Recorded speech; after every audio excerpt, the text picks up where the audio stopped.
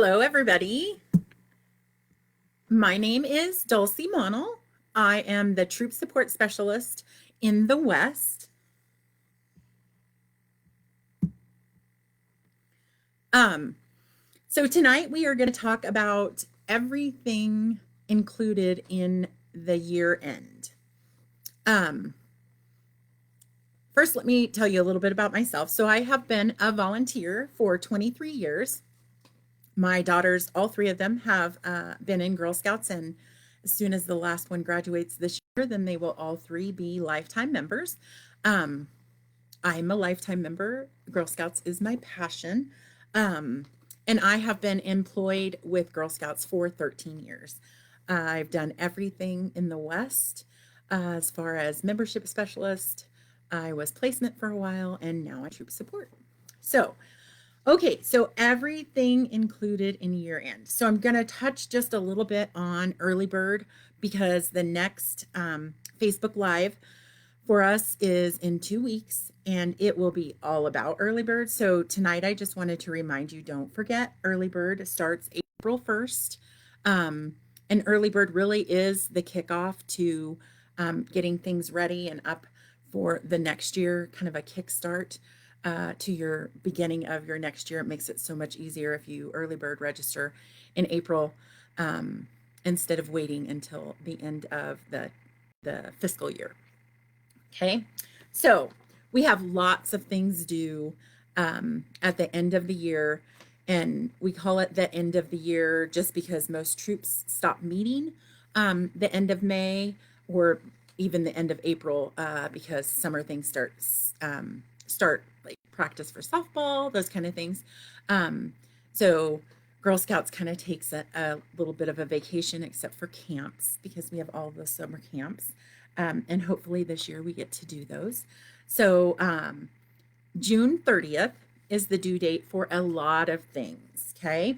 So the first thing I'm going to talk about is the honor troop form.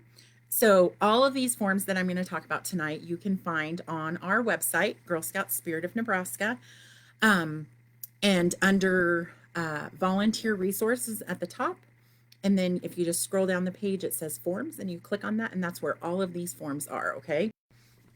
So the honor troop form is due June 30th. And this is a form that if you are following the Girl Scout year and doing the things that kind of staff expect of you, and you kind of guide your year by the honor troop form. So if you've been working super hard and are working on badges, working with other troops, those kind of things, and I know that's been difficult this year with COVID, but if you've been able to do a few of those things, then we just want to make sure that you are filling out this form and submitting it. Sorry, I'm trying to find on my phone this Facebook Live event so that I can see if anybody is making comments. And I'm not finding it right now. I'm not sure why. So anyway, as well as having the honor troop form, we also have the honor Girl Scout form for girls that are IGMs, so individual girl members can also earn a special patch that they can put on the back of their uniform. That's where the honor troop patch goes to show that they have been an honor troop. So it's just kind of a awesome little patch that you put on the back. Oh, there, look, my comments are on this side. I don't even have to worry about that. So that's the honor troop. So if you are doing things kind of going above and beyond, make sure you check out that honor troop form. Some of the things are, having your leaders registered by a certain day, having all of the girls registered, selling, I think selling cookies. I forgot to print the form. Selling cookies is on there, working with another troop, doing a sort of an activity with the service unit, those kind of things. So everybody check that form out, okay? The other form that I'm going to go over is the troop finance report. So that is also due June 30th. It's a super easy form to fill out. It's just one page. If you're keeping track of your bank account information and you have a detailed Excel spreadsheet or however you keep track of it, this form is super easy to fill out. So you put your starting balance, and then you put all of your expenses and all of your incomes. So cookies both go on expense and income. Nuts, the same. Nuts and candy, the same thing, both expense and income. And then anything like that you spent for badges or supplies that you needed for troop meetings, those kind of things. That all goes on those forms. And if you're a first-time leader and you're going to fill this form out and you need help, just reach out to your troop support specialist. They will walk you through the form. It really is super, super simple. Okay. So again, the troop finance report is due the end of June. And the only thing that has to accompany it is a copy of your last month's bank statement. So if you're sending it in June, the statement that you're going to send with it would be May's statement. And remember just to take a copy of that. And this finance report does not go to your troop support specialist. It actually goes to the finance department, and that address is on the bottom of that form. Okay. So since I brought up new leaders, we have the new co-leader checklist. So make sure that you are filling that out, because if you did all of the things that are on that in your first year, then we will cover the cost of your second year. So we just want to remind you, don't pay for your early bird registration, because we can't refund those fees because they are paid to GSUSA. But we can take that form and get your membership still in the early bird time frame, and we will pay for that. Okay. And if you have any questions on your new leader checklist, and again, that's for the first year leaders, remember to ask your troop support specialist about that. Okay. Let's see. So we have the year-end troop end of year form. Sorry. And that, can't remember if that has a due date or not. I'm sorry. But we like for you to submit those. And that is actually something you just go, it's not a form you fill out and send in. It's just one you fill out online and submit online. And that tells us, like, if you're returning, how many girls are returning, if you're getting a new leader. It just kind of updates us on what your plans are for next year. Okay. The other form on there. So if your troop is disbanding, and not returning next year. So say you're a junior troop and your girls have all decided that they're not coming back next year.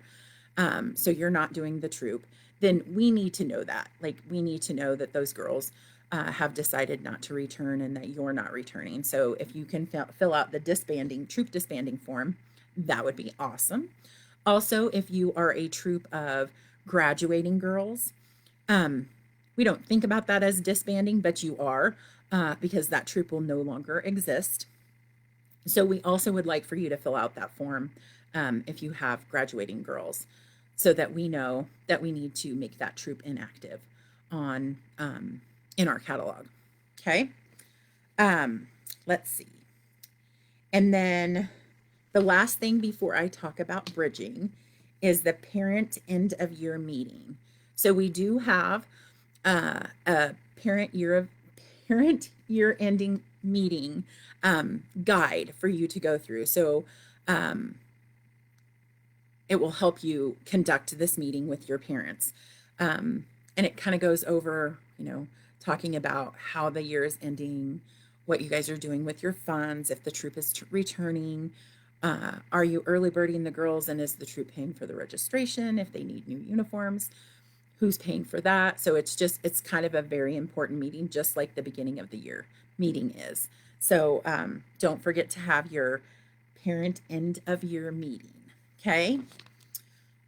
All right. So now we're going to talk about bridging.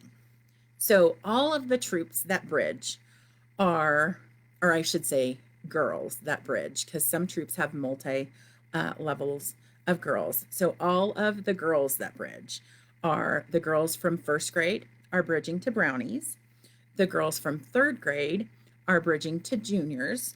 The girls from fifth grade are bridging to cadets. And the girls from eighth grade are bridging to seniors. And the girls from 10th grade are bridging to ambassadors before they become adult members. So once they graduate high school, then they can do a lifetime membership for $200, which is an awesome deal, and be alumni in Girl Scouts, and maybe even start a troop when they have daughters. So, bridging ceremonies. I will tell you there are so many fun bridging ceremonies. I'll mention a couple, but if you were to go on and Google Girl Scout bridging ceremonies, tons of things come up, and lots of fun ideas. So there is the baking new brownies. That's a daisy bridging ceremony. And so the girls come actually through like a cardboard oven that you've made. It's super cute. And they pop out of the oven in their little brownie uniforms. So that one, they're not going over a bridge. They're basically coming out of an oven. But the girls love it. And that one's called Baking New Brownies. And then there's a stepping stone one, and that's usually brownies to juniors. And so the stepping stones are basically the Girl Scout law. There's one with a key, and that one is for girls who are bridging from juniors to cadets. But I think it can be used for older girls as well. And there's also one with, it's dimes. And I don't know the names of them, but if you were to Google that, it would come up. They are just fun ways to have parents watch the girls moving from one level to the other. And the girls love it because they get to see, that they've accomplished something, and they're going to start a new Girl Scout journey the next year. Okay. And bridging ceremonies can be held either at the end of basically the school year, or at the beginning of the school year when they're starting, they're going into that next grade. So you can do it either in May or in August. And again, it's a ceremony for the parents to come watch, grandparents. I usually tie in a award ceremony with it so that the girls are also getting their badges and stuff. Maybe their cookie prizes. So just depending on what time of year you're going to do it. And it's super exciting for the girls to be able to do that. There are lots of bridging ceremonies where they walk over bridges. So if you're in a town that has like a bridge in the park, that's kind of fun to do that. I've seen them where they've walked over like a little pond on a bridge. Some towns have made their own bridges, and they have those just in a building. They bring it and do a bridging ceremony where the girls walk over the bridge for that. So again, it's something fun for the girls to do before they bridge or before they go to the next age level. Okay. Let's see. I have covered everything on my little list here. And again, if you have any questions about any of these forms, if you can't find them, if you're not sure how to fill them out, that's what your troop support specialist is for. That's what we're here for. We're here to support you and help you with anything that you need help with. So any forms that you need to submit, we will help you over the phone, visit you in person, however it's easiest for you to make it so that it's not a stress for you, okay?